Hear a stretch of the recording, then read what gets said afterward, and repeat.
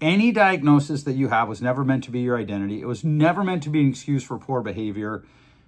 It was never meant to be an excuse for abusive behavior. It was never meant to be an excuse for behavior that hurts people.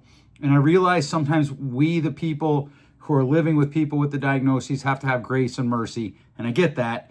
But today I really want to talk about what happens when you make your diagnosis your identity, and how do we move out from that so that we have a healthier response? Because let's be honest, we live in a world obsessed with labels, right?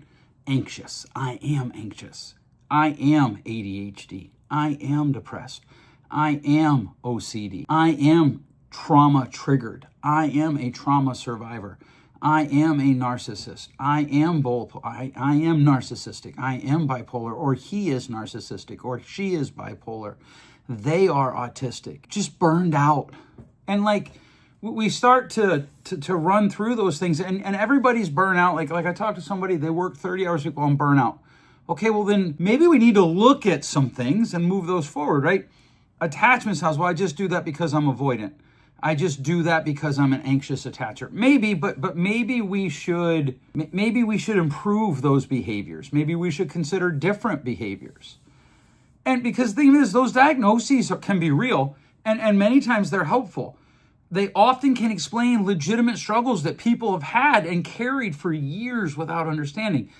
But, I say this a lot. I'm old enough to remember when we actually debated as a field how helpful is giving the diagnoses to the client.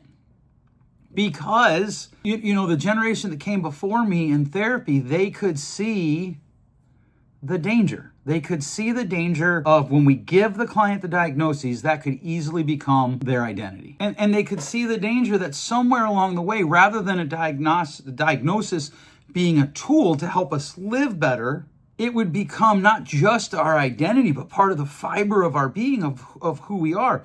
Not because the struggle isn't real, not because you shouldn't get over it, right?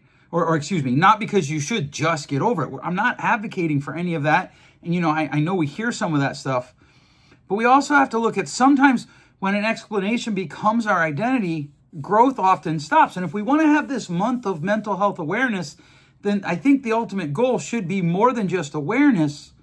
It should be, let's talk about growth. And look, diagnosis can be helpful. Let's just start right here, because nuance matters. I say this to my friends, my clients, anybody who will listen. Life is nuanced, and we need to be nuanced in how we approach it. And diagnosis can absolutely help people. Sometimes a diagnosis finally helps people understand years of confusion, right? I'll never forget one time I was talking to a client about the possibility that they had bipolar disorder. They were like, oh, wow, this would actually make a ton of sense. Conversely, though, I did have another client that I thought met all the criteria for MDD, and I decided at the time that I did not think it would be helpful to just tell him. Because sometimes the diagnosis helps people get access to treatment, correct? Right? Like we know this. It can reduce shame. It gives language. And this is one of the big things. It gives language to experiences that people thought nobody else would ever understand. However, it can also be a very debilitating thing, because sometimes that's all people see once they hear the diagnoses. When they look in the mirror, is that's who I am. I want to recognize that there are people that have spent their entire lives believing that they were lazy when really they were depressed, believing that they were undisciplined when really they struggled with ADHD. But the flip side of that is true as well. There have been people who have utilized their diagnoses to get out of actual responsibilities.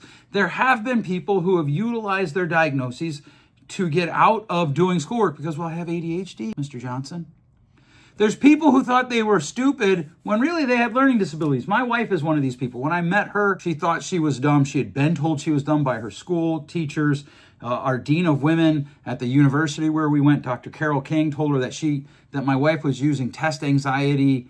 This was 30. We've been married 27 years ago. This was 30 years ago when she told her this. Oh, well, you're just making up that you have test anxiety. That's for people who don't study. And it wasn't true at all. My wife dropped out of college. We got married. We went to get married and move on with our lives. And later she decided to go back to school. She realized she had test anxiety. She found a school that went with a narrative approach to school. And it literally changed everything about how she approached school. She now has a master's degree. She's one of the most fantastic therapists that you'll find in the state of Michigan. I mean, it's just one of those things where when you run it out, her understanding, hey, I have some different ways that my brain processes that are outside of the normals. And then it was helpful for her, right? So she had test anxiety. She and my son have a thing called audio dyslexia, where they just kind of move forward on words differently. And that was like very helpful to us when we got that. There are people who thought that they were just fundamentally broken when really they just had some sort of diagnoses. And that the metaphor that I like is the diagnosis can be like a flashlight. And flashlights are designed to help you move. They're designed to help you better see. But they're not designed to convince you to sit perfectly still in the dark.